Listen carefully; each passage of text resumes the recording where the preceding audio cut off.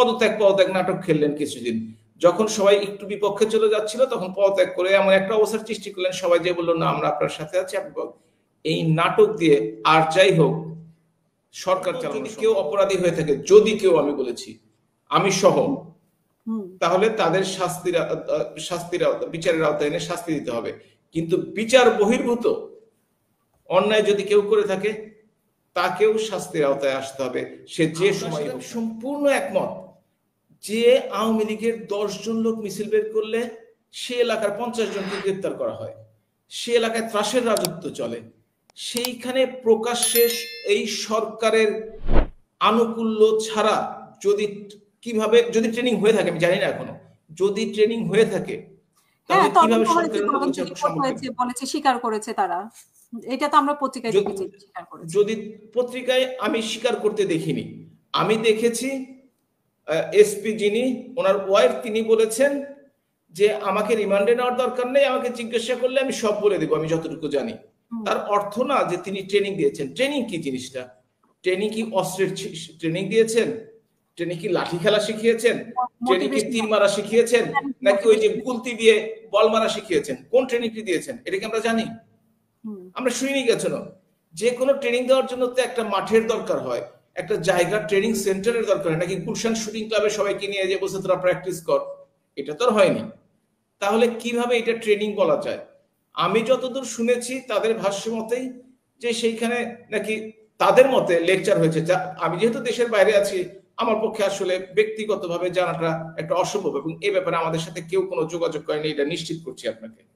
যে একজন যদি সত্যি ঘটনাটি ঘটে থাকে, যদিও সত্যতার সম্বন্ধে আমার সন্দেহ আছে, যদি সত্য ঘটনা ঘটে থাকে তাহলে একজনের পক্ষে এটা করা সত্যিকার অর্থেই কঠিন একটি কাজ। তিনি যদি একান্তই মহামানব না হন এবং চারিদিকে জাদু করে সবাইকে মোহিত করে রেখে কয়েকজনকে ট্রেনিং না দেন, তাহলে অবশ্যই ঊর্ধ্বতন কর্তৃপক্ষ, আমি তো মনে করি এই সরকার থেকেই তাকে একটা নাটক সৃষ্টি করার জন্য তাকে অ্যাপয়েন্ট করে এই কাজটি করানো হয়েছে, এবং নাটকের কাজটি যখন শেষ হয়ে গেছে তাকে সরিয়ে আনা হয়েছে। যেমন ধরুন পদত্যাগ নাটক খেললেন কিছুদিন, যখন সবাই একটু বিপক্ষে চলে যাচ্ছিল তখন পদত্যাগ করে এমন একটা অবস্থার সৃষ্টি করলেন, সবাই যে বললো না আমরা আপনার সাথে আছি।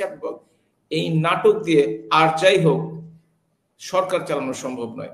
এবং আমি তো দোষারোপ করি না, আমি দাবি করি যদি ঘটনা সত্যি হয়ে যায় 150 দিন, আপনার মতো 198 দিন, তাহলে এই গোয়েন্দা সংস্থাগুলো কিভাবে ঘুমিয়েছিল? বসুন্ধরা একটা প্রাইভেট ইউনিভার্সিটি আছে যেখানে এনসিবির ছেলেরা আছে, তারা কেন এটাকে খুঁজে বের করলে প্রতিহত করলো না?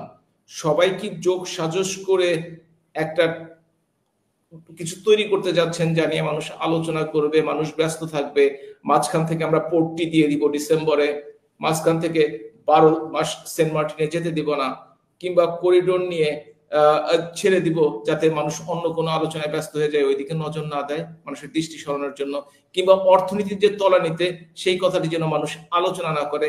এই জন্য কি আমরা তাদেরকে সুযোগ করে দেওয়ার জন্য, মানুষের দৃষ্টি ঘুরিয়ে নেওয়ার জন্য? আমি ভাবতাম ডক্টর ইউনূস পলিটিশিয়ান না, একজন অর্থনীতিবিদ, শান্তিতে নোবেল পাও, দেশে আসলে নিশ্চয়ই দেশের অনেক উন্নতি হবে, দেশের অনেক ভালো হবে। কিন্তু তিনিও যে পলিটিক্স করেন, তিনিও যে ট্রেডিশনাল পলিটিক্স করেন, তিনিও যে এই ধরনের ঘটনা ঘটাচ্ছেন একটার পর একটা, সেটা তো জনগণ আজকে বুঝে গেছে। আর দেশের উন্নয়ন হবে কিনা জানি না, তবে ওনার উন্নয়ন কিন্তু কম হয়নি, এটাও কিন্তু বুঝতে হবে আপনাদেরকে। সুতরাং মানুষের দৃষ্টি ঘোরানো ছাড়া এইসব আলোচনা থেকে বের করার কোনো সুযোগ নেই। হয়তো এরপরে আরো কিছু দেখবেন সরকার ঘটিয়ে অন্য এটাও কি মিথ্যা কথা? এটাও কি মানে ডক্টর ইউনূসের ষড়যন্ত্র হবে কিনা? যে কথাটা আমরা শুনেছি যে আওয়ামী লীগ এই 5 আগস্ট উপলক্ষে একটা ঘটনা ঘটাবে, 29 জুলাই থেকে, যেটা গোয়েন্দা সংস্থা থেকে বলা হয়েছে 29 জুলাই থেকে 8 আগস্ট পর্যন্ত বেশি সতর্কতা অবলম্বন করা হয়েছে, অনেক অপ্রীতিকর ঘটনা ঘটতে পারে, এরকম অনেক কিছু বলা হয়েছে। সে কি আওয়ামী লীগের কি আসলে কোনো পরিকল্পনা ছিল না এর মধ্যে?